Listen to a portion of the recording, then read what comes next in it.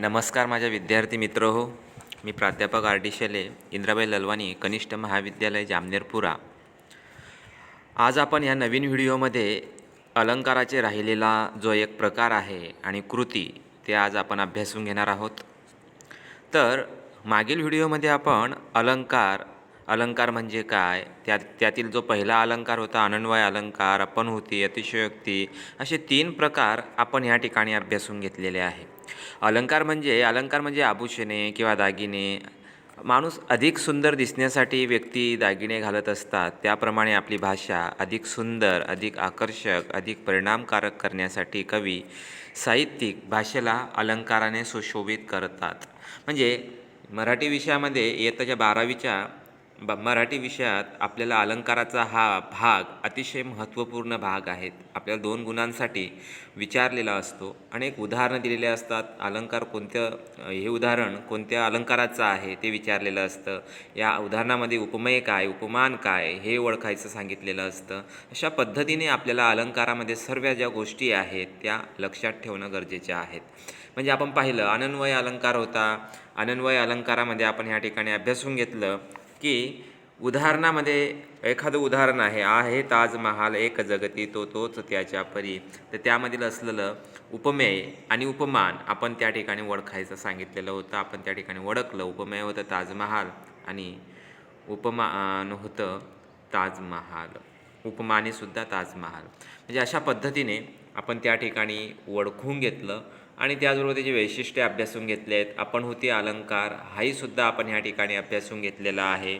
अपनहुतीमध्ये आपण वैशिष्ट्य होते की उपमेयाला लपवले जाते व त्याचा निषेध केलेला असतो. अशा पद्धतीने उपमेय नसून उपमानच असे ठसवले जाते. निषेध दर्शवण्यासाठी न, नव्हे, नसे, नाही, कशाचे असे शब्द येतात. म्हणजे यानुसार आपल्याला अपनहुती अलंकारसुद्धा ओळखता येतो. आपण पाहिलं, त्याचे वैशिष्ट्यसुद्धा अभ्यासून घेतले, उदाहरणंसुद्धा अभ्यासून घेतलेत. अतिशयोक्ती अलंकार हा सुद्धा आपण या ठिकाणी अभ्यासून घेतलेला आहे मित्रांनो.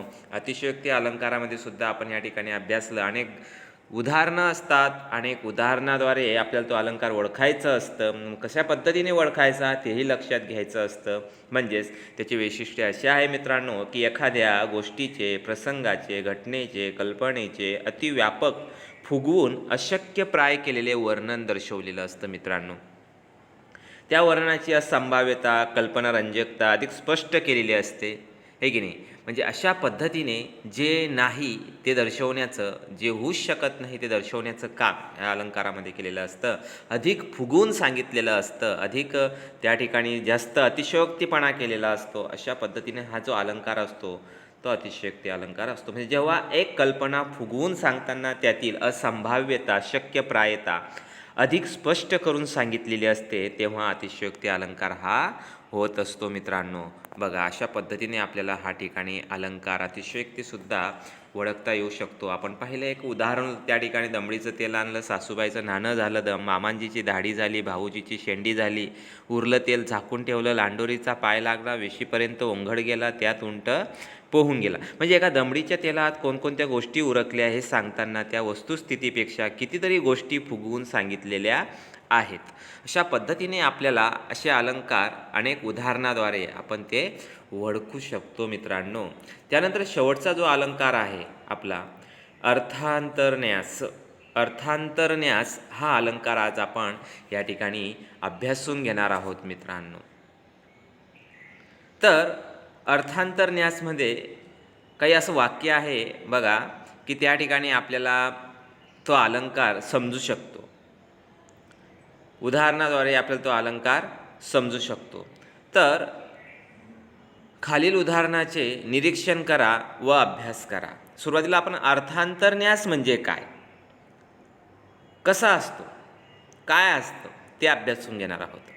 तर एका अर्थाचा समर्थक असा दुसरा अर्थ शेजारी ठेवणे म्हणजेच एक विशिष्ट अर्थ दुसऱ्या व्यापक अर्थाकडे नेऊन ठेवणे व सर्वसामान्य सिद्धांत मांडणे यास अर्थांतरन्यास अलंकार म्हणतात.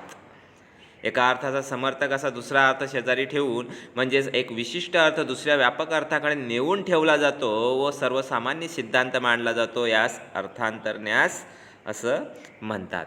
तर बघा उदाहरणार्थ, तदितर खग भेने वेगळाले पळाले, उपवन जल केली जे कराया मिळाले, सोजन गवसला जो त्याजपाशी नसे तो, कठीण समय येता कोण कामास येतो. नलराजाने बघा ह्या ठिकाणी काय सांगितलेलं आहे, नलराजाने हंसाला पकडल्यानंतर बागेत जलक्रीडेसाठी जमलेले इतर सर्व पक्षी घाबरून पळाले, त्याच्याजवळ कोणीच राहिले नाही. एवढी हकीकत सांगून झाल्यावर कवीने त्यावरून एक सामान्य सिद्धांत सांगितला की कठीण प्रसंगी कोणीच आपल्या उपयोगी पडत नाहीत. असा अर्थ ह्या उदाहरणातून आपल्याला स्पष्ट करता येऊ शकतो. म्हणजे नलराजा जो होता, हंसाला पकडल्यानंतर जलक्रीडेसाठी जमलेले सर्व पक्षी घाबरून त्या ठिकाणी पडून गेलेत आणि त्याच्याजवळ कोणीच त्या ठिकाणी उरलेलं नाही, राहिलेलं नाही. म्हणजे आपले जवळचे मित्रसुद्धा आपल्याला सोडून निघून जातात, आपल्या जवळचा व्यक्तीसुद्धा आपल्याला सोडून निघून जातात. म्हणजेच असंही त्या ठिकाणी म्हणजे कठीण प्रसंग जेव्हा येतो, अशा कठीण प्रसंगी आपल्याला कोणीही मदत करण्यासाठी पुढे सरसावत नाहीत. तर म्हणून याचे उदाहरण आपण या ठिकाणी समजून घेऊया मित्रांनो. पहिलं उदाहरण आहे, विशेष अलंकाराची काही वैशिष्ट्ये आहेत, ते वैशिष्ट्यही लक्षात ठेवणं गरजेचे आहेत मित्रांनो. त्या अगोदर आपण काही आणखी उदाहरण आपण त्या ठिकाणी लक्षात घेऊ. बोध खलासना रुचे, बोध खलासना रुचे, अहिमुखी दुग्ध होय गरल, श्वानपुच्छ नलिकेत घातले होईना सरल. बघ, असंही आपण ह्या ठिकाणी उदाहरण स्पष्ट करू शकतो मित्रांनो. ह्या उदाहरणाद्वारे सुद्धा आपल्याला हा अलंकार ओळखता येऊ शकतो. अर्थांतरन्यास, बोध खलास न रुचे, अहिमुखी दुग्ध होय गरल, श्वानपुच्छ नलिकेत घातले होईना सरल. खल म्हणजे काय, दुष्ट, अहि म्हणजे साप, गरल म्हणजे विष, श्वान म्हणजे कुत्रा आणि पुच्छ म्हणजे शेपटी. म्हणजे दुष्ट माणसाला कितीही उपदेश केला तरी तो आवडत नाही. हे स्पष्ट करताना सापाला पाजलेल्या दुधाचे रूपांतर विषातच होते. हे उदाहरण देऊन कुत्र्याची शेपटी नळीत घातली तरी वाकडीच राहणार, हा सर्वसामान्य सिद्धांत मांडला आहे. म्हणजे एका अर्थाचा समर्थक असा दुसरा अर्थ ठेवणे हा या अलंकाराचा उद्देश असतो मित्रांनो. आपण पाहिली तिची व्याख्या, एका अर्थाचा समर्थक असा दुसरा अर्थ शेजारी ठेवणे म्हणजेच एक विशिष्ट अर्थ दुसऱ्या व्यापक अर्थाकडे नेऊन ठेवणे व सर्वसामान्य सिद्धांत मांडणेस, यासच आपण अर्थांतरन्यास असं म्हणत असतो. ते लक्षणं आपण ह्या ठिकाणी अभ्यासून घेऊ मित्रांनो पुस्तकामध्ये. त्यावरून आपल्या लक्षात येईल की अर्थांतरन्यास अलंकार अशा पद्धतीने होत असतो. विशेष उदाहरणांवरून एखादा सर्वसामान्य सिद्धांत सांगितला जातो. 2. सामान्य विधानाच्या समर्थनार्थ विशेष उदाहरणे दिली जातात. 3. अर्थांतर म्हणजे दुसरा असा अर्थ, न्यास म्हणजे शेजारी ठेवणे. या अलंकारात एका अर्थाचा समर्थक असा दुसरा अर्थ त्याच्या शेजारी ठेवणे म्हणजेच एक विशिष्ट अर्थ दुसऱ्या व्यापक अर्थाकडे नेऊन ठेवणे म्हणजे अर्थांतरन्यास होय. उदाहरणार्थ, होई जरी संतत दुष्टसंग, होई जरी संतत दुष्टसंग, न पावती सज्जन सत्वभंग, असोनिया सर्प सदा शरीरी, झाला नसे चंदन तो विषारी. सज्जन बघायचा अर्थ होतो, सज्जन सतत जरी दुष्टांच्या संगतीत आले तरी सज्जनाची सात्विकता नष्ट होत नाही. हा विशेष सिद्धांत सांगितल्यानंतर कवी निसर्गातले एक सामान्य उदाहरण देतात. साप चंदनाच्या झाडावर सतत राहतात तरी पण चंदनाचे झाड मात्र विषारी बनत नाही. या उदाहरणावरून आपल्याला लक्षात येतं मित्रांनो, अशा पद्धतीने आपण दुष्टाच्या संगतीत जरी राहिलो तरी काही व्यक्ती जे आहे की त्याचे गुण अवगत करू शकत नाहीत. म्हणजे आपण चांगलं वाईट यातला फरक आपल्याला समजतो म्हणून आपण त्याच्यासारखं वागत नाहीत, असंही आपण ह्या ठिकाणी स्पष्ट करू शकतो.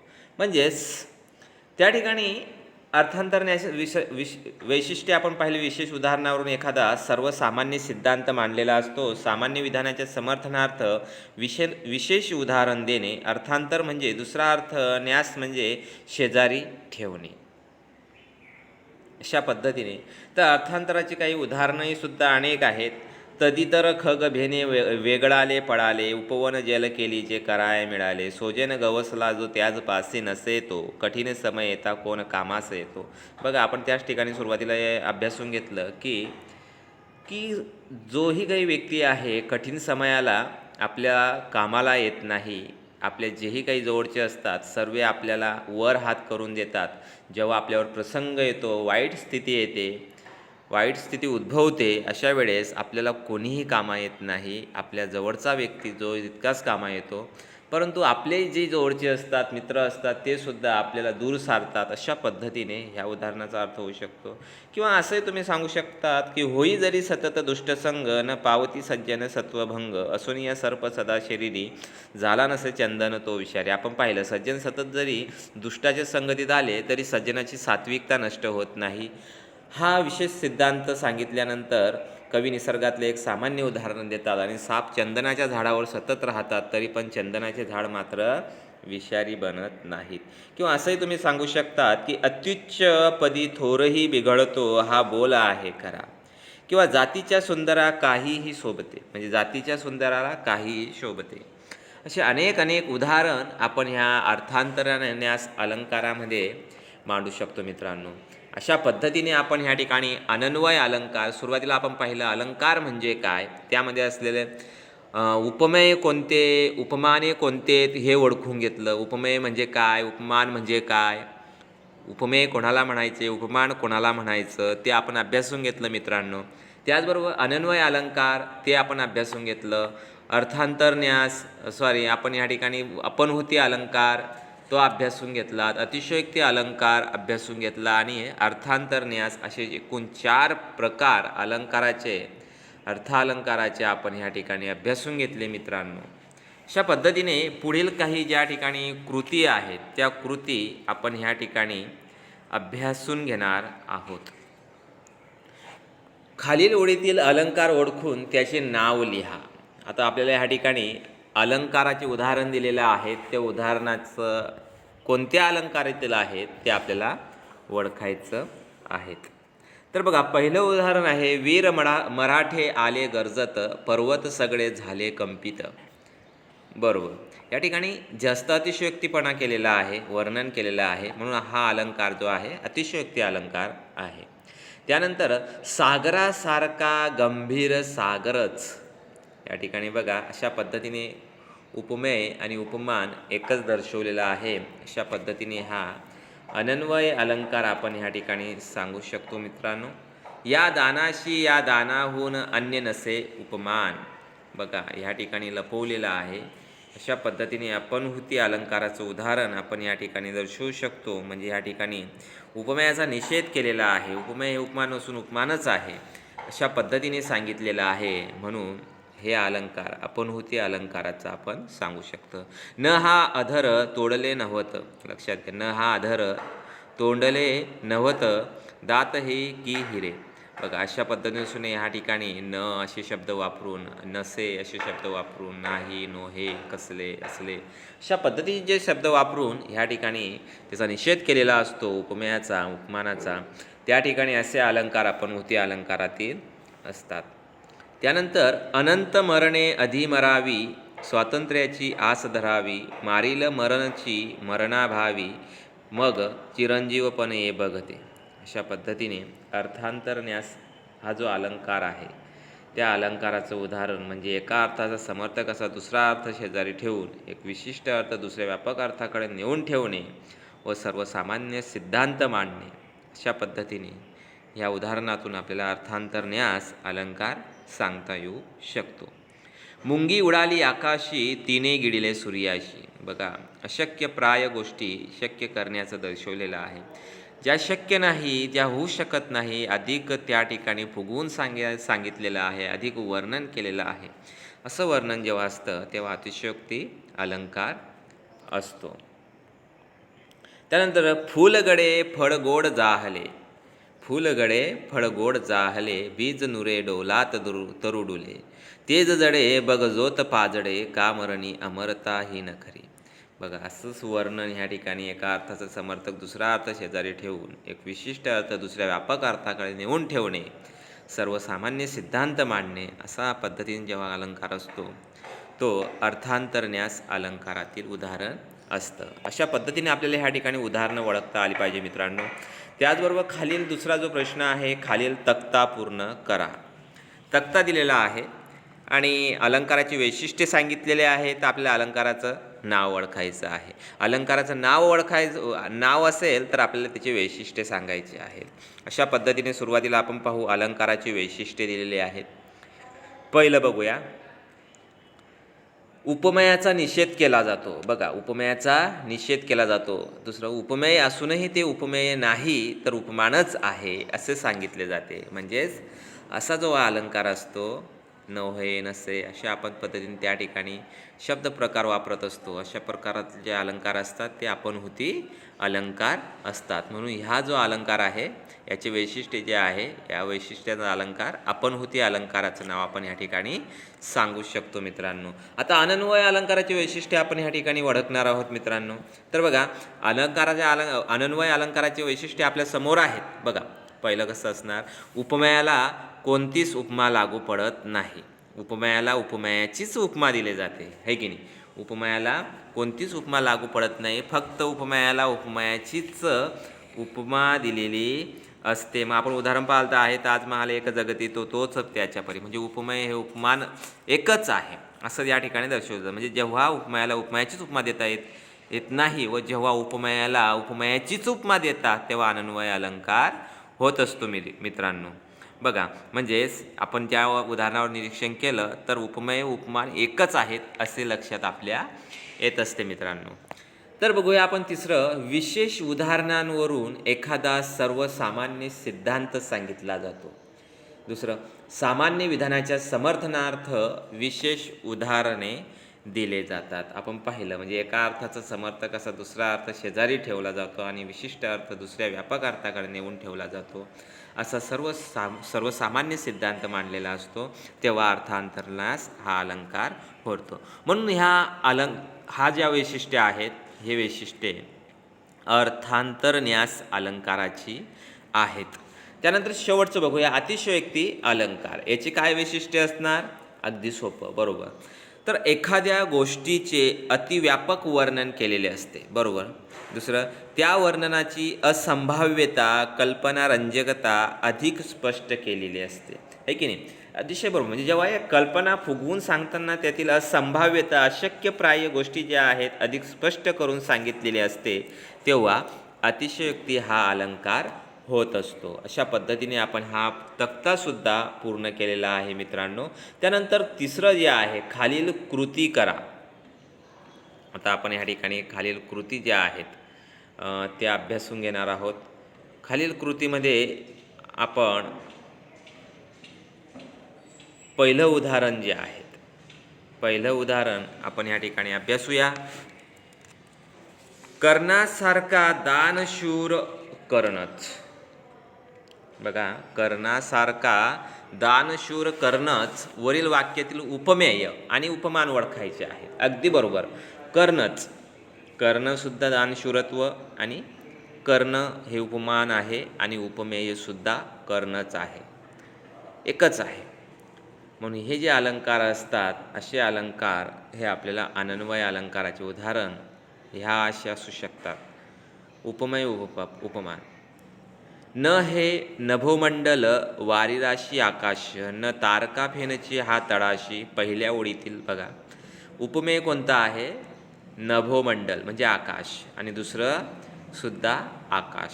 म्हणजे पहिलं नभोमंडल, दुसरं आकाश, असे दोन वेगळे म्हणजे लपवलेलं आहे. या ठिकाणी आपणहुती दर्शवलेली आहे, निषेध केलेला आहे, शब्दाचा अर्थाचा निषेध केलेला आहे. म्हणून असे अलंकार आपणहुती अलंकारामध्ये दर्शवले असतात. तर दुसऱ्या ओळीत आहेत उपमेय आणि उपमान. म्हणजे न तारका फेनची हा तळाशी. लक्षात, तारका उपमेय आणि उपमान दोन्हीही त्या ठिकाणी तारका ह्या ठिकाणी उपमेय उपमान दर्शवता येऊ शकतात. तर असे उदाहरण आपल्याला अपनहुती अलंकारामध्ये दर्शवलेले असतात मित्रांनो. त्यानंतर खालील तक्ता पूर्ण करा. चौथं जे आहे खालील तक्ता पूर्ण करा. तर सामान्य सिद्धांत ओळखायचा आहे आणि विशेष गोष्टी काय आहेत ते ओळखायचं आहे. शेवटचा भाग आहे आपला ह्या ठिकाणी कृतीचा, तो आपण ह्या ठिकाणी सोडवून घेणार आहोत मित्रांनो आणि आपल्या अलंकाराला समाप्ती करणार आहोत, पूर्णविराम देणार आहोत. यामध्ये उदाहरण एक बघूया आपण. जन पळभर म्हणतील हाय हाय, मी जाता राहील कार्य काय. सूर्य तळपतील चंद्र झळकतील, तारे आपुला क्रम आचरतील. असेच वारे पुढे वाहतील, होईल काही का अंतराय. बघा काय अर्थ होईल याचा सामान्य सिद्धांत काय निघणार. अतिशय सोपा आहे. आपण बघा अशा पद्धतीने सामान्य सिद्धांत सांगू शकतो अशा उदाहरणातून की आपण जगातून गेल्यावर लोक थोडेसे हळहळतील, निसर्गचक्र तसेच सुरू राहील. आपण बघा आपल्या जाण्याने कोणालाही दुःख होणार नाही. होईल थोडंसं होईल, 4 दिवस 8 दिवस दुःख होईल, महिना होईल, परंतु जसं तसं जेही काही जीवनचक्र आहे जसं तसं सुरळीत पुन्हा सुरू होईल. म्हणजे कोणाच्या जाण्यानं काहीच राहून जात नाही, सर्व व्यवस्थित होतं. म्हणजे आपल्याला त्या सर्व गोष्टीची सवय लावून घ्यावी लागत असते. जन पळभर म्हणतील हाय हाय, मी जाता राहील कार्य काय. सूर्य तळपतील चंद्र झळकतील, तारे आपुला क्रम आचरतील. असेच वारे पुढे वाहतील, होईल काही का अंतराय. अशा पद्धतीने की आपण जगातून गेल्यावर लोक थोडेसे आपल्याला हळहळणार, दुःखी होणार, नाराज होणार, परंतु निसर्गचक्र जे आहेत जसंच तसंच सुरू राहील. निसर्गचक्रावर काहीही परिणाम होणार नाही. म्हणजे विशेष गोष्टी काय आहेत की आपण जाण्याने विश्वचक्रात काहीच फरक पडत नाही. की आपल्या हातात आपण गेलो म्हणून हे निसर्गचक्राचं काय होणार, हे कसं चालणार, ह्या गोष्टी आपण सांगू शकत नाही. तर हे सर्व जे आहे निसर्ग जो आहे हा सुरळीत चालू राहणार. दुसरं बघूया. सखे सोयरे डोळे पुसतील, पुन्हा आपल्या कामी लागतील. उठतील बसतील हसूनी खिदळतील, मी जाता त्याचे काय जाय. आपण गेल्यावर सगळे नातेवाईक पुन्हा आपापल्या कामाला लागतील. आपण म्हणतो ना निसर्गचक्र वेगळी गोष्ट आहे, परंतु आपण गेल्यावर आपले नातेवाईकसुद्धा काही काळ आपले दुःखी होतील, परंतु जसं तसं आपण गेल्यावर सगळे नातेवाईक पुन्हा आपापल्या कामाला लागतील. आपलं काम सोडून जाणार नाही, ते आपलं काम सोडणार नाही. ते करायचंच आहे. जीवन जगण्यासाठी, पोट भरण्यासाठी, मुलाबाळांचं कुटुंब चालवण्यासाठी, पोट भरण्यासाठी. निसर्गचक्र हे तर सुरू राहीलच, परंतु आपलंही कुटुंब आपलं सुरळीत चाललं पाहिजे म्हणून त्या दुःखावर ठाम ते राहणार नाही. दुःख विसरून आपल्या कामाला ते लागतील. म्हणजे विशेष गोष्ट म्हणजे काय, आपण जगातून गेल्याने कुणाचे काहीही कमी होत नाही असं आपण ह्या ठिकाणी स्पष्ट करू शकतो मित्रांनो. अशा पद्धतीने आपण ह्या ठिकाणी अलंकार, त्याचबरोबर अलंकारामध्ये अलंकार म्हणजे काय आपण ह्या ठिकाणी अभ्यासून घेतलं मित्रांनो. त्याचबरोबर अलंकार म्हणजे आपण पाहिलं की आपण जेव्हा कथा, कादंबरी, कविता, नाटक वगैरे साहित्य वाचत असतो आणि त्या भाषेची गोडी आपल्याला वाचायला मिळते आणि तो साहित्य वाचनाचा आनंद मिळवून देण्यात या भाषेचा मोठा वाटा असतो, हे की नाही. म्हणजेच दैनंदिन व्यवहारातील भाषेपेक्षा साहित्याची भाषा ज्या घटकामुळे वेगळी ठरते त्यातील एक घटक म्हणजेच अलंकार होय मित्रांनो. त्यामध्ये आपण उपमेय उपमान कशा पद्धतीने ओळखायचा ते अभ्यासून घेतला की भीमा वाघासारखा शूर आहे. भीमा हे उपमेय आहे कारण भीमाबद्दल विशेष सांगितले आहे. भीमाला वाघाची उपमा दिली आहे आणि वाघ हे उपमान आहे कारण भीमा हा कसा शूर आहे ते सांगितलेले आहे. म्हणून ज्याला उपमा देतात त्यास उपमेय म्हणतात, ज्याची उपमा देतात त्यास उपमान म्हणतात. भीमा हे उपमेय आहे, वाघ उपमान आहेत आणि त्याच्यामध्ये गुणधर्म जो आहे शूरत्व आहे. अशा पद्धतीने आपण ह्या ठिकाणी अभ्यासून घेतलं. अनन्वय अलंकार होता. अनन्वय अलंकाराची वैशिष्ट्येसुद्धा आपण ह्या ठिकाणी अभ्यासून घेतली मित्रांनो. म्हणजे जेव्हा उपमेयाला कशाचीच उपमा देता येत नाही व जेव्हा उपमेयाला उपमेयाचीच उपमा देतात तेव्हा अनन्वय अलंकार होतो. अशा पद्धतीने आपण ह्या ठिकाणी अनन्वय अलंकारसुद्धा अभ्यासून घेतला मित्रांनो. अपनहुती अलंकार होता. अपनहुती अलंकारसुद्धा अतिशय सोपा अलंकार आहे, तो सुद्धा आपण अभ्यासून घेतला. जेव्हा उपमेयाचा निषेध करून उपमेय हे उपमान आहे असे जेव्हा सांगितले जाते तेव्हा अपनहुती अलंकार होतो मित्रांनो. त्याचबरोबर तिसरा जो अलंकार होता आपण ह्या ठिकाणी अतिशयोक्ती अलंकार होता, तो सुद्धा अभ्यासून घेतला मित्रांनो. म्हणजे जेव्हा एक कल्पना फुगवून सांगताना त्यातील असंभाव्यता, अशक्यप्रायता अधिक स्पष्ट करून सांगितलेली असते तेव्हा अतिशयोक्ती अलंकार होतो. असे 3 अलंकार.